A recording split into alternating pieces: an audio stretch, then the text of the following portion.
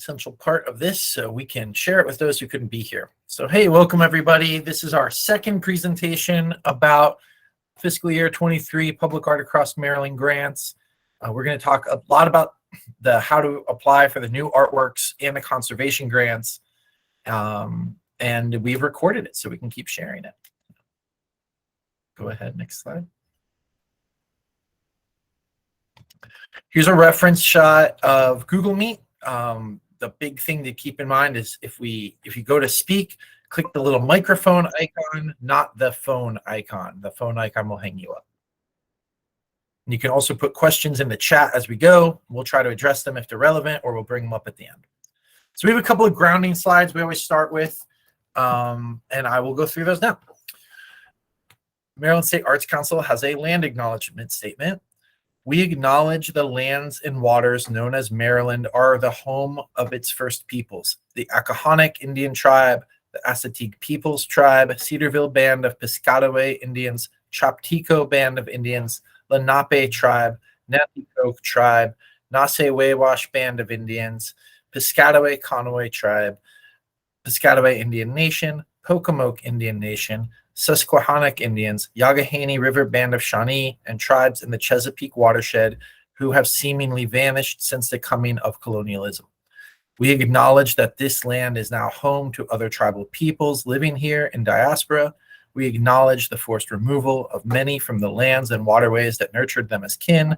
We acknowledge the degradation that continues to be wrought on the land and waters in pursuit of resources.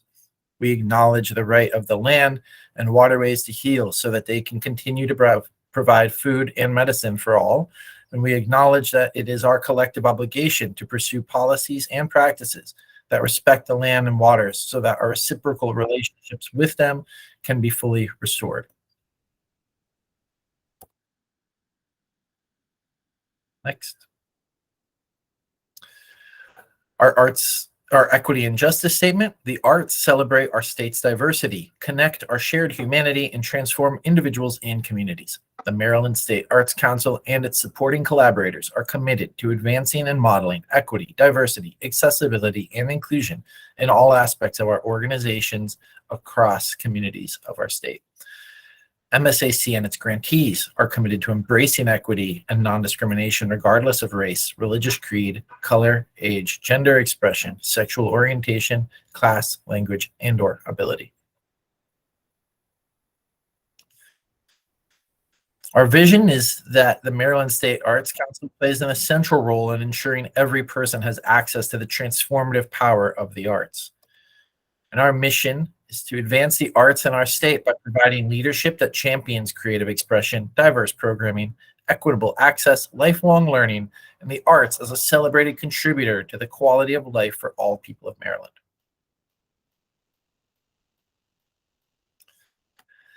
Our goals are to increase participation, provide intentional support, build capacity, leverage connections, and bolster Maryland arts. And we always like to remind ourselves of these creative meeting actions. Mostly this will be Lisa and I presenting, but if we can, maybe a few of us can unmute and say one of these, feel free to jump in, just anybody.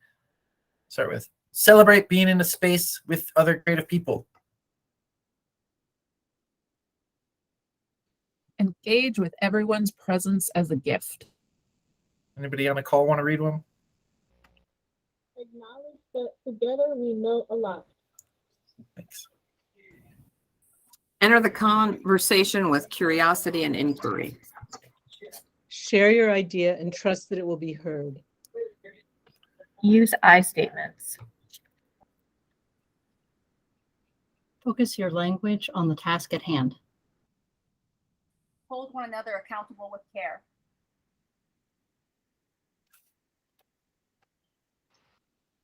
Apply yes and I hear your idea and I'm going to add to it. Balance speaking and listening. Thank you all.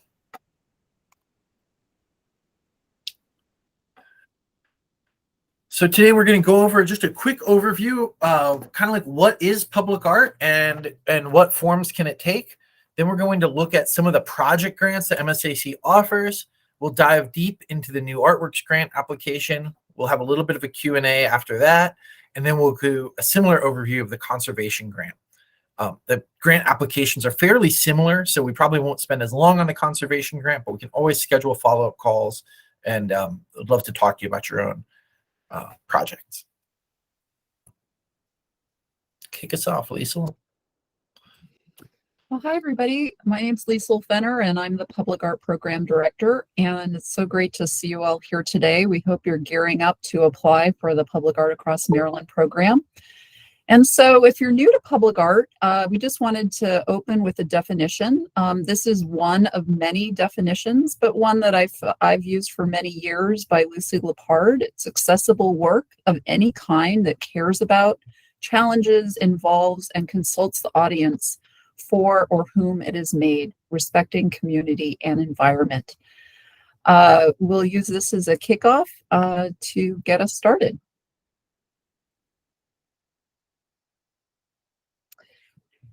Just want to show a few examples of what public art can be. And these are projects from other states. This is an example of downtown installations in a neighborhood in Seattle. These were temporary. Our grants, you can apply for either temporary or permanent public artworks of all budget sizes. I don't know the budget sizes on these, but I imagine they were, you know, a pretty robust for a starting emerging artist, new to public art, and is a great example for artists might be getting into public art who haven't done it before. Another Seattle example, Portland, I should say. This is part functional artwork that is capturing stormwater at a little cafe, and it's cleaning the water before it goes back into the environment. It's also serving as a bike rack, both for customers and people coming along this downtown cafe area. I wanted to include a project that had community engagement, that Portland residents gave input on locations of where the city needed to pay attention to land development or abandoned land in their city. And so they gathered community input and put these sculptural acupuncture needles around Portland that brought attention to what needed healing or what needed attention from the city. And this shows the various spots around the city and the mapping that they included in their project.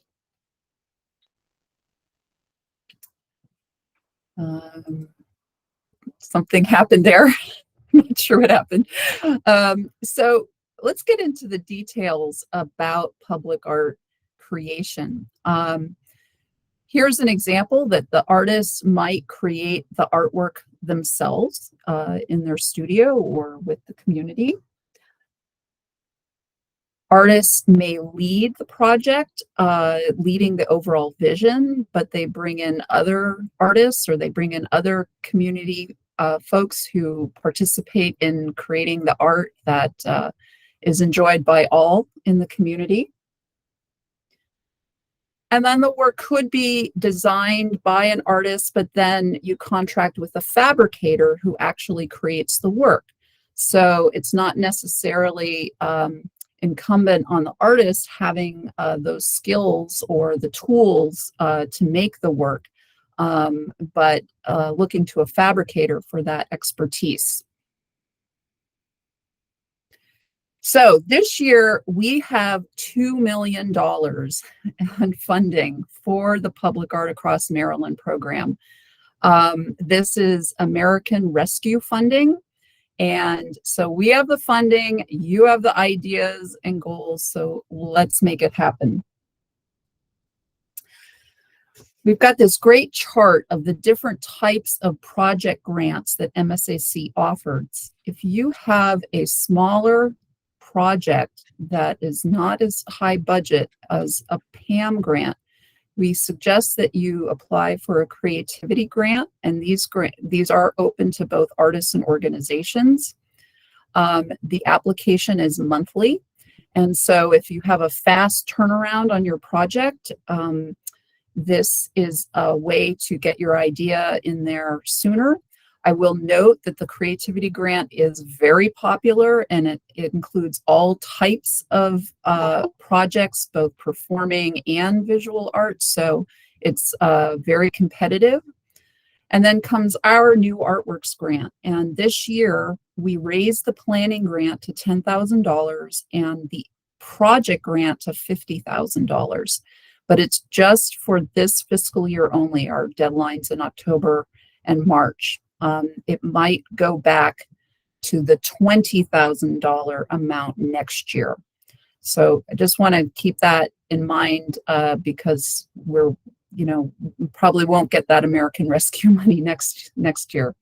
For conservation, this is limited to organizations. These grant amounts have stayed the same, and Ryan is going to be presenting on the conservation grant shortly.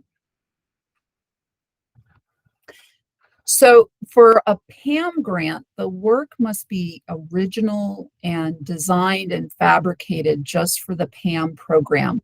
If you have an existing piece of artwork that's looking for a home, or you'd like to make a copy of artwork, this is not what we fund. The work can be inside or outside, but it must be accessible to the public. This grant can also, because we have $50,000, it could support multiple artists creating multiple artworks in your community, let's say a downtown or a festival or something across your region or a public art master plan. So keep that in mind as you're gathering your ideas. So independent artists can apply. You must be a Maryland resident and you cannot be a student. And nonprofit organizations or municipalities, a college, university, public schools, county arts councils, arts and entertainment districts. These are just to cite a few. So we really want to emphasize to independent artists that if you have got an idea, you can come forward. You don't necessarily have to rely on a nonprofit or a municipality to apply for you. So this is a key questionnaire for when you're considering to apply. We have two types of grants, a planning grant and a project grant, and planning is exactly what it says. So if you don't have your artist selected yet, if you don't know where it might be going, we don't necessarily have drawings yet, you have permission to install the artwork, then you're ripe for a planning grant.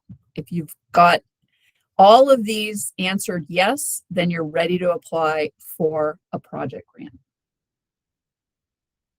So the planning grant, again, these have been raised to $10,000 this year to support your time in developing the plan. And so this can be the fee, the administration, the project management of selecting an artist, the fees that would be paid to artists for developing proposals. With this robust $10,000 amount, we expect these honorariums to be robust to support artists in creating their ideas. And consultants, perhaps you'd like a project manager, or you need an architect or landscape architect to consider the site conditions. Maybe you need somebody to do digital graphics to help in the drawings. This is what the planning grant is for. If you need to rent a facility for community meetings, it can also support software fees for running a call to artists, and we'll discuss more of that in a bit. So it's a very straightforward application for planning. 3 questions: describe the planning process and be very detailed in what you're describing. You need to tell us if the artist is selected, or if not, tell us how the artist is going to be selected. the planning timeline. And again, we want to emphasize that projects cannot begin until after you receive grant notification. So if you're ready to start a project next week and you'd like funds to retroactively support that artist, I'm afraid that can't happen. It needs to start after you receive grant notifications. And the budget, we expect a detailed outline again of these administrative and management components that outline how you're spending the grant. I want to highlight a timeline here. Many of you have contacted us about applying for a planning grant at our October 24th deadline, and then coming back and applying for a project grant in March at our March 24th deadline. This is just a hypothetical template. And again, these slides will be available for you to go over in more detail. This is highly fast-tracked and may not be appropriate for your community. Planning public art takes time. When you're coming back for a project grant, you have to make sure that you have that artwork approved. And so, you know, this may not work for your particular community, but I wanted to provide it as an example of how an artist selection process could be run. And here's an example of the budget template that we have online. You download it and then you'll fill it out and upload it on our online Smart Simple application software. So you list all your expenses, and then you list income. Perhaps you have in-kind donations, or you have other grants that you're applying for, or private monies that are being collected for your income. In the highlighted portion, tell us exactly how much you're applying from us, and that completes the template.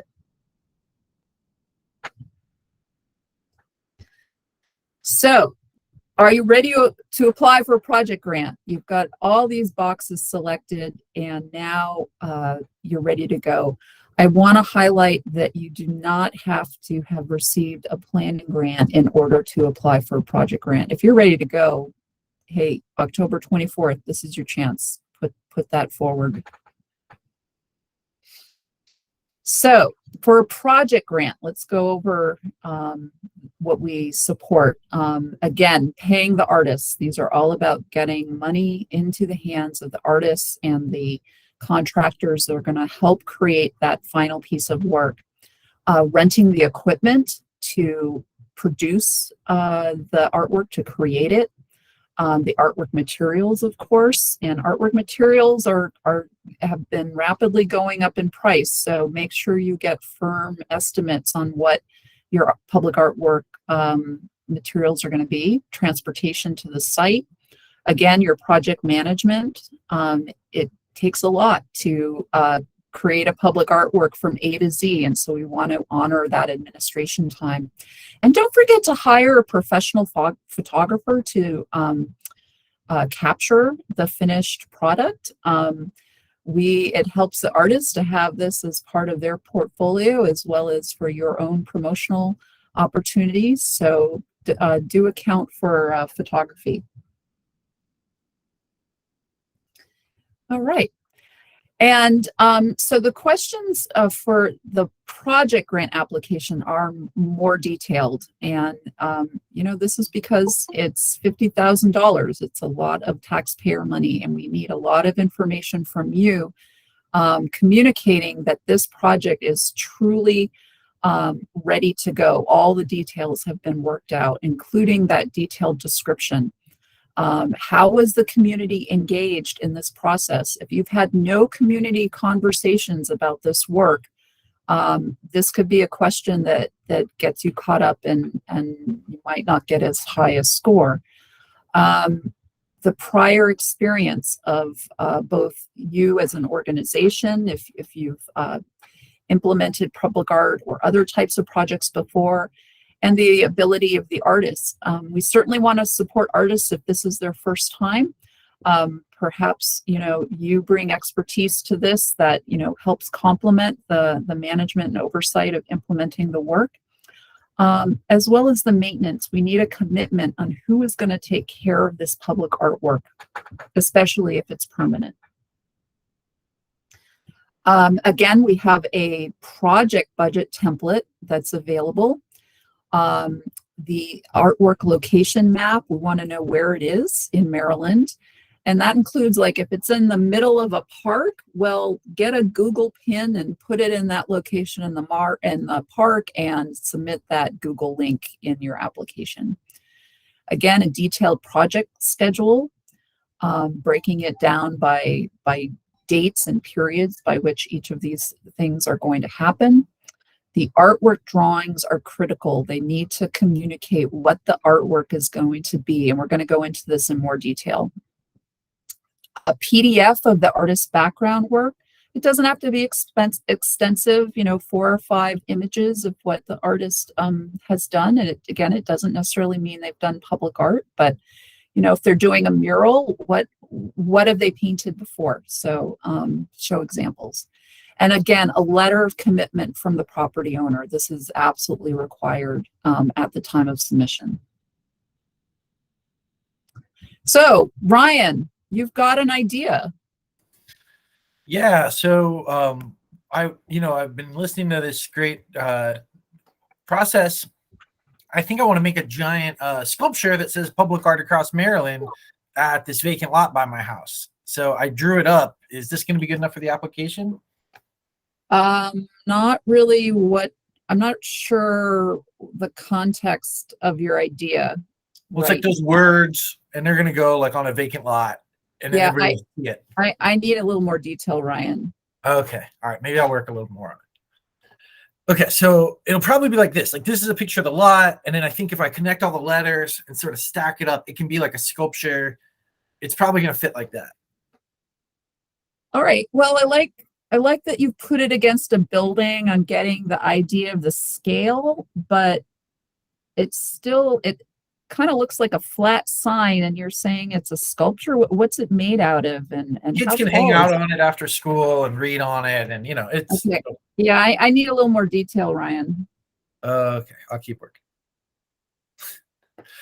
So I started thinking about it, and I realized that I gotta, to make those letters big enough for people to sit on, they're gonna need to be probably made out of something. I talked to a couple of fabricators. One guy works in plastic, another woman is a welder, and they gave me some different quotes on different types of materials I could use. Once I figured out how big it'll be, I realized I have to get a permit for the area it's going to take up. But to get the permit, I also have to think about how deep in the ground I'll have to dig down in order to make sure those things stand up. This is a lot more than I thought, but I think I'm getting a better sense of like what goes into making this last for a while. You're right. You're on the right track here. I love what you've done in your sketchbook. I'm really getting an idea of where you're going, and yeah, let's do it. All right. So here's some examples of what that graphic proposal could look like in your application. Now, this is, highly rendered, on a computer. This is a very established artist, but Buster Simpson here was outlining exactly what is happening with that bike rack, the example that we showed earlier, and the plants and the storm water that it's gathering on the little rooftop. As you can see, it's really describing what this artwork, how it's going to function, and its intent, and a lot of the details to communicate to the city officials and the community around what this artwork is all about. We have another example, Brian. Here's another example of a recently installed project down in Salisbury. This was by a Maryland-based artist named Thomas Sterner. We put a call out for an artwork commission, and over 200 artists applied. And once the semifinalists were selected, Thomas was one of them, and he was able to show not only his concept for what he wanted to create, this large feather sculpture, but also his way, his initial concepts on how the engineering would work, what the materials would be, what the diameter of the different pieces of metal would be. And it really helped to outline like what the experience of seeing that feather in space would be for the client. And again, your planning money could support an engineer. This, is a very tall sculpture. So, an engineer looked at it in terms of the wind. We don't want it to blow over the second day it's installed. So again, your planning grant could support those engineering fees. All right, so the deadlines I mentioned earlier are October 24th and March 24th. So you establish when you need to apply. We use our online software, Smart Simple. I'd suggest starting a draft of your application to just look at the questions, see how it's formatted, how you upload attachments. You just save it and you can go back in at any time. As we mentioned, you don't have to have received a planning grant to apply for a project grant. And you can receive, let's say, a planning grant in the October deadline, and you could come back and apply and receive a project grant in the March 24th deadline. But you can't apply for 2 projects in the same fiscal year. We do need to spread this money around the states. So do be selective in what you're coming forward with for the PAM grant. This is the rubric. This is how you are scored. The rubric is on our website. This is just showing the planning grant. We have the rubrics for all of our grants. Before you hit submit, check out the rubric and see if your grant aligns with how you're going to be scored. If not, keep making edits until you submit it. Do read the guidelines. Go to our website. That's where they are. If you have ideas that you'd like to chat with me about, do email me and we can set up a time to meet about the new Artworks grant. Ryan is taking technical assistance appointments for the conservation grant. If you have specific questions about Smart Simple, reach out to Tammy. And if you do develop a call for artists, send that back to me or Ryan. We would like to share it with the arts community to help get the word out to artists. That's the best way artists will hear about it. We're going to post this on our website under resources. I want to highlight that if you've never done a call to artists for public art, our Public Art 101 recording goes into detail. And that is a downloadable PDF. We have another couple of recorded webinars that might be of help here. I've listed some software that some folks use for conducting a call to artists. Again, that software can be paid through a planning grant. Or if you want to do it on the cheap, there's always Google Forms. So there's lots of options here. All right, so I know there's been a lot of conversation in the chat. How are we doing on time?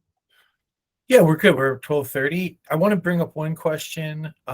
Someone asked if hanging photography in the interior of a building that's publicly accessible would be eligible. Yes. Well, I'm sorry. How is this an exhibit, like framed photographs, like an exhibition? Yes. If it came through a community process, if there was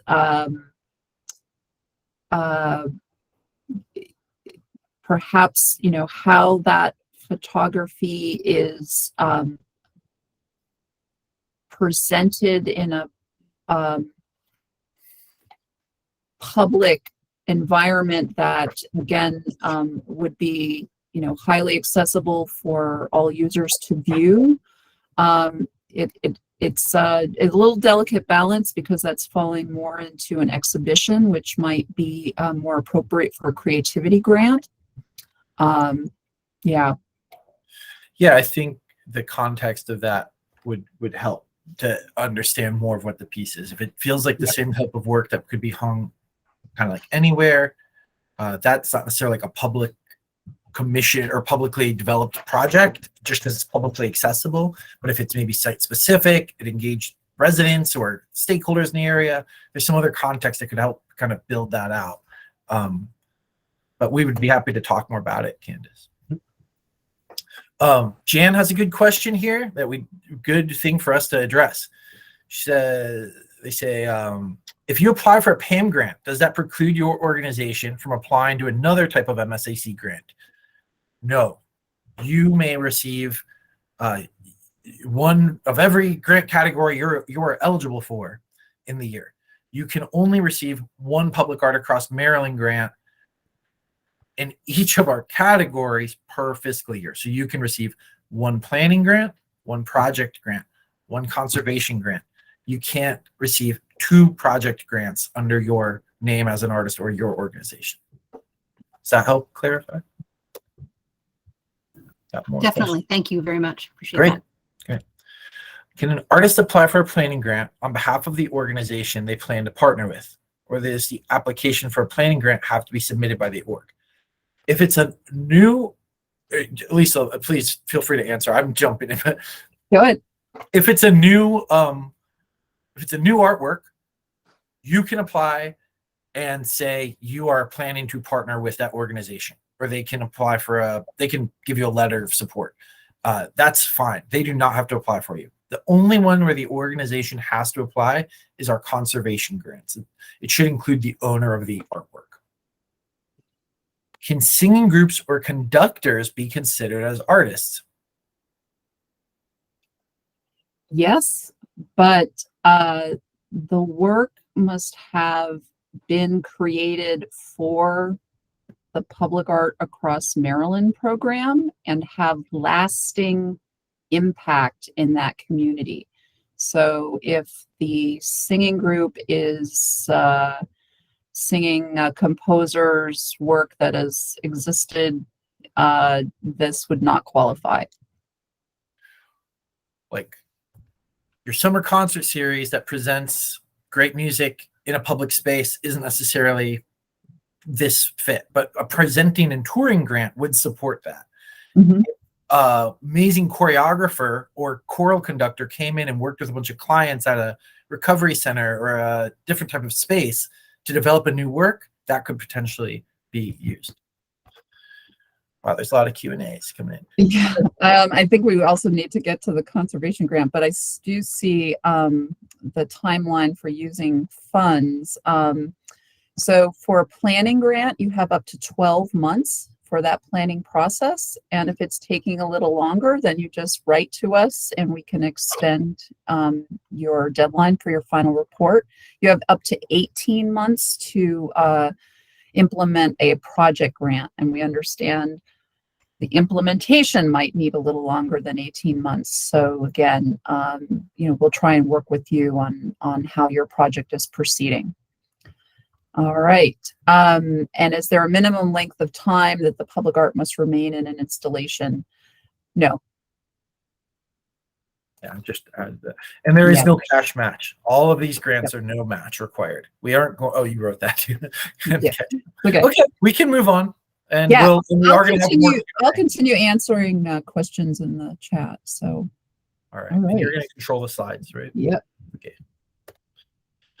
So the Public Art Conservation Grant, there's a few people on the phone who probably are familiar with this one. We are proud that this one just got done recently at Mount Royal Elementary School in Baltimore.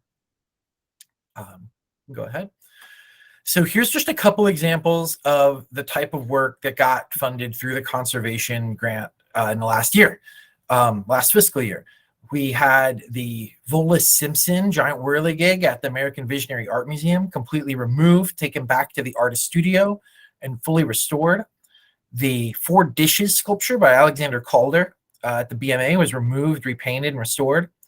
And the Nut and Bolt by Art Benson at Mount Royal Elementary and Middle was completely stripped, repainted, cleaned up. There's a couple underway. Linda De Palma, who's on our call, is having one of her beautiful sculptures, the Redwood Arch, restored right now. And we want to point out these examples.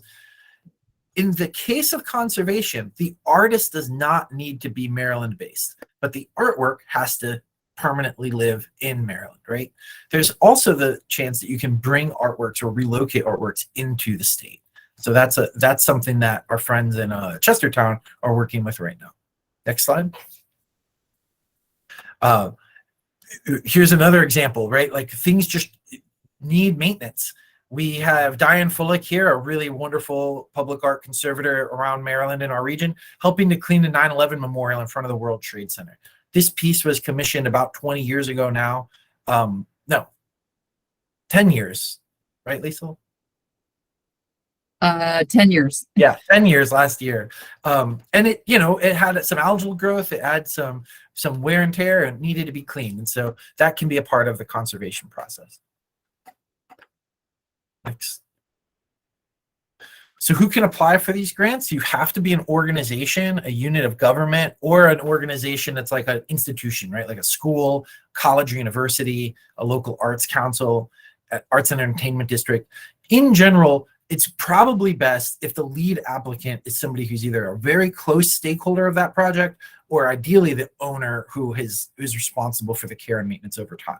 If you're an artist who has work out in public and you know it needs conservation, we encourage you to advocate for it or even contact us and we'll help you work with the owner. But the owner should apply since they're the ones responsible for the actual object. Next. Which kind of grant? Again, we have a planning and a project grant. With the conservation grants, conservation is it includes a lot of science and materials knowledge that really a professional conservator is invaluable.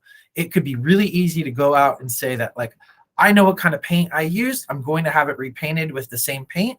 But once you start digging under the surface, you'll find out that maybe the caulk has weathered and there's new technology. Maybe the type of way you sealed that metal 20 years ago has changed. And so having conservators or a conservation team involved is really important. So identifying that team could be part of a planning grant. But if you've already found that team, you could go right into a project. Is the artist on board? Is the owner on board? Are there community stakeholders on board who witness the work and interact with it? In the example of that school piece, the PTO applied for the grant. The ownership was with the city and the school system, but then there's groups of community members who pass by it every day and have their own opinion. So were all those groups engaged? And then have you received a conservation assessment report? That's a really important key to going for the project. You would like a conservator to develop an assessment, and usually includes an estimate for the work that needs to be made. If any of those questions are no, probably start with the planning grant. The planning grant can cover the administrative fees. So somebody had asked earlier about like studio fees. If you're an organization and you're trying to cover these, trying to run these grants, you can use a percentage for your administration. You can hire consultants. That includes those conservators. If the artist is around, we hope you'd pay the artist for their time. And then you may need some special input, like a engineer or a special painter or welder, maybe a historian to help do some interpretive science.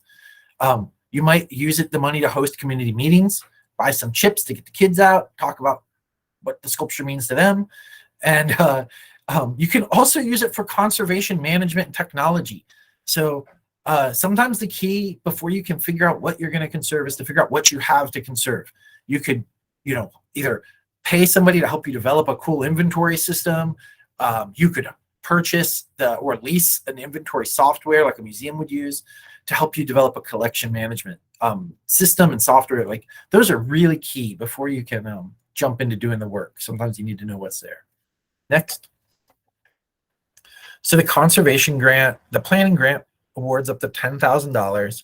And the questions are also pretty straightforward. Describe the artwork being conserved.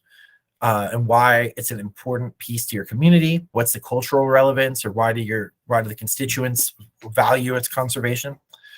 What's the goals of this project? Who are the partners and stakeholders? And then give us a general sense of that process and timeline. Like, what are you going to be doing over this time? Is it going to be holding listening sessions, doing technical reviews? Next.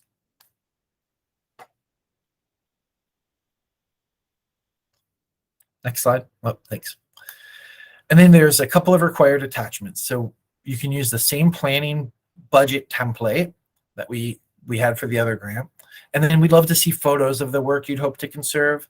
And then like anything to help us put it in context. Could be a zoomed out picture. It could be a map with a little star where the artwork is. If you have an assessment report, that would be great. And a letter of support from the owner. It's great to know at the beginning that you have some sense of, that does not mean to say, you know, I, the owner of the sculpture, promise to support every step of this, but I understand this group of people are applying for a grant, and I give them, you know, my support to keep going on this process. Next. The implementation grant supports, that's the project grant, it supports a little bit of a broader scope, and that's where we get into the relocation of artwork. In some cases, we've had situations where an artwork's in a private collection or it needs to be relocated, and a community in Maryland can use the conservation grant, not to purchase that work, but to relocate it and recite it in a publicly accessible area. So that can, back to somebody else's question from the last thing, that can include landscaping, lighting, ways to improve that site. The conservation and maintenance activities can range from the most early levels of the, I guess like just the most basic levels of conservation maintenance, like scrubbing and cleaning with the proper materials and the proper professionals, to replacing pieces, improving the structural integrity, rebuilding a portion, but also things like improving the access and the safety, right? So it could include some landscaping, maybe it's new lighting, anything that kind of makes this piece shine better for the public. And also interpretive signage. Things change, and sometimes an updated sign or using new technology or new information to kind of talk about why a piece is important is hugely beneficial. So many works have been installed without any signage. So maybe even just doing an assessment of your collection and applying for, we want to do 40 new signs across our city. That could be a great goal. The project grant will fund up to $50,000, and it requires a couple of things. A description of that project. So again, you could use that planning process to develop exactly what are we getting into and what are we going to try to take on. And then the project description is where you would describe all of that. And then a list of the kind of activities over the time. It's not quite the same as the new artworks where you might be selecting the artist and advertising the project. This is really like, what steps are you taking for this conservation? And part of that could be getting permits reviewed, getting approvals by stakeholders, selecting materials, making some material tests, trying out some different paints on site, but listing those out across the timeline. And again, a reminder, we can't fund activities that happen before the grant is awarded. Next. And then we also, again, ask for a roster of that conservation team. This is, you know, not to say that group won't shift or change a little bit, but it's really helpful to know what conservators are you working with, who's responsible here. And it's a great way to organize your project. You know, the example of that school we were talking about, they had a lot of people to answer to. They had the principal, the parents, the school system, the city's arts council, the city's planning department, all these different folks. Kind of getting that list together at the beginning will really help you know, like, you know, who do you need to invite to a meeting and who do you have to ask for permission and when. Next. And then the attachments are fairly similar. It's a budget, photos of the work again, an assessment, a report, and then any types of plans, drawings, renderings that will help us to understand the context. But this is not to make it so onerous that you can't get to it. We are here to help talk you through any of these attachments, but having all of this together is really going to set you up for success with that project. The goals here are not not to raise the bar of entry for a grant, but it's to help you have that grant be as successful as possible and to make sure your ducks are in a row if anything goes off the rails or gets caught up in the procedures. The application deadline for both of the grants are for New Artworks and this are October 24th and March 24th.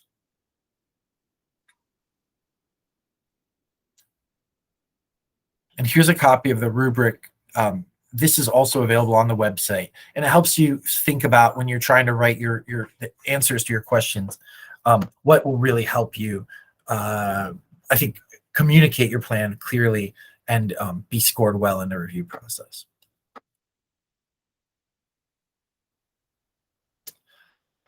So I already put the link for the New Artworks in the chat earlier.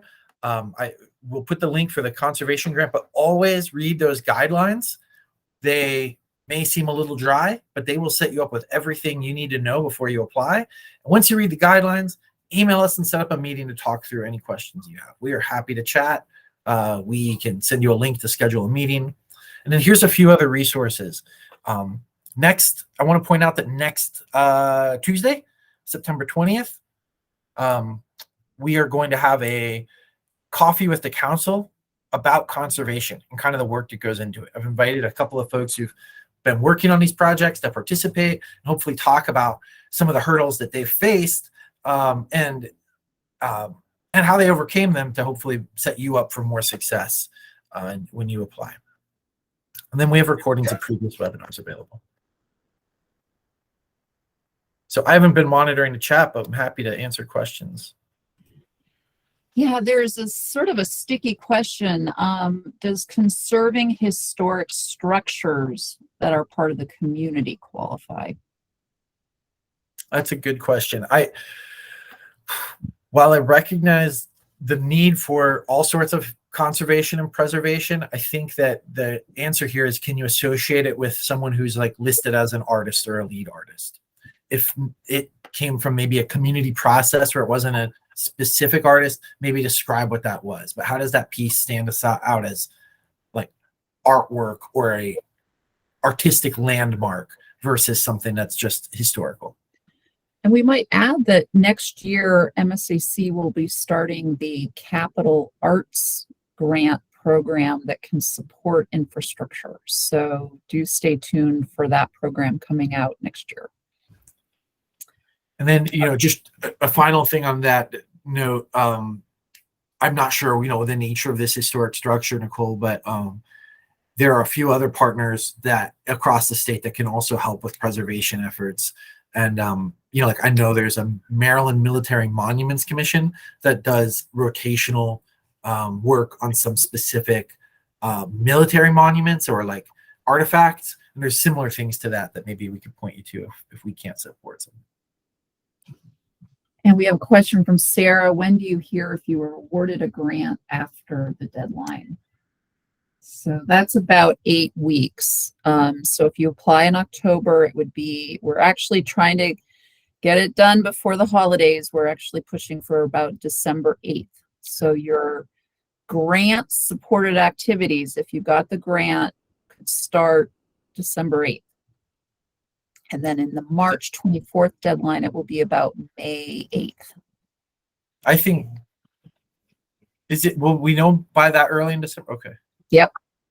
We're really trying to help you get the word to get the green light and start your project and getting that money out there to artists and to plan or start implementing projects. Will a link be sent so when you sign up for any of our webinars through Eventbrite, you get a confirmation email, and then the day of the event, you just log back into Eventbrite and get the URL for the meeting. There you go. Oh, thanks for doing that. Any questions on the new artworks too? We can go back to that grant. We have got another 10 minutes here. So put your ideas forward, what you're thinking about. Feel free to unmute. And I see that you answered Dan's question, but just to reiterate, yes, you can apply for a planning and a project grant for new artworks and a planning and a project grant for conservation. Like we said, we have $2 million this year, so it's a lot of funding. Go ahead. Dan, I just want to give some positive feedback. The mural that you funded, that Margaret Rifkin has been had ran the project, and Eric Ricks, the artist, created, has gotten such a tremendous reception here in Wheaton. It is phenomenal, and the greatest measure of its success is another building owner has approached Wheaton Arts Parade to ask for help in putting a mural on his building, and it's a great location. So we're going to try and move forward with that. Oh, great. And I wasn't aware of the conservation grant, and there is an existing mural that is deteriorating, and the building owner does not want to paint over it. And so I'm actually working on an email right now to see if he's interested in conservation. So this has been a very helpful briefing. Thank you. Oh, that's wonderful. Thanks, Dan. yeah, so Anybody else? here's an example where Wheaton got a planning grant. They selected their artists. They came back. They applied for the project grant. They got the project grant. They painted it over the summer. It's been well received. And now the Wheaton Arts and Entertainment District, wants more. So this is what public art can do in a community. And like we said, our program's here to help support that. We have communities that have received multiple PAM grants year after year, and they're building their collection. So we're here to support your burgeoning collection. Rebecca. Hi, this is a little bit of a niche question, but I suppose if no one else has a pressing question, I'll just ask mine. We're thinking about over at CADVC here at UMBC, making a request for funding to help support an infrastructure that would then become a platform for a continued series of public art, sort of along the lines of, I don't know if you're familiar with the Fourth Plinth series in London. I just wanted, I know it's a little bit of a specific scenario, but it would be something a little bit beyond the commissioning of one artist, and wanted to make sure this is aligned with the kind of ideation that you're thinking of. Absolutely. Okay. Thanks. I mean, so maybe you and I can talk, Lisa, a little bit separately then about the specifics, because we do want to be aligned with the grant proposal intentions, but it would be a little different than outlining one artist's proposal, for example. I'm gonna add to that. I think yes, it's eligible and it's a cool concept. I've also seen structures that like support a mural, like Mike up on one of their new buildings built kind of a superstructure that is supposed to be rotational murals, right? That type of thing is great. The only thing that I've seen that may fall out of eligibility is plenty of communities do maybe annual or biannual sculpture programs that are wonderful, but they usually use existing art that gets placed there for a couple of years, right? So if I have 5 plinths down my median, and then I put a call out to artists, you have an artwork you can install, we give them a stipend for a year or two. Those artworks aren't necessarily unique, so we can't fund the installation of those works because they weren't created for the program. Just thinking ahead about funding your rotation, that may be something to keep in mind. If the artwork's created specifically for your site, like your plinth or your wall, and it's a very kind of like unique for that space, then that's eligible. Thanks, that's helpful. We'll make sure to clarify that in the application. Paul has a good question. If I'm the artist who started the grant process for a new project grant, is a letter of support from the property owner sufficient? This depends on the jurisdiction. So it's important for anyone applying to know the rules of your community And so if the city needs to approve a project, then we would need a letter from the city. If it's just solely the property owners, then that would be sufficient. So review the regulations where that project is happening.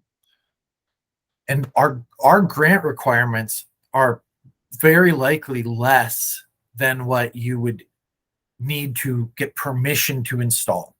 So we would say, yeah, a letter from the city or the parks department that says like, Paul's doing a great job. We support his efforts to bring artwork here. We will review the necessary steps with him.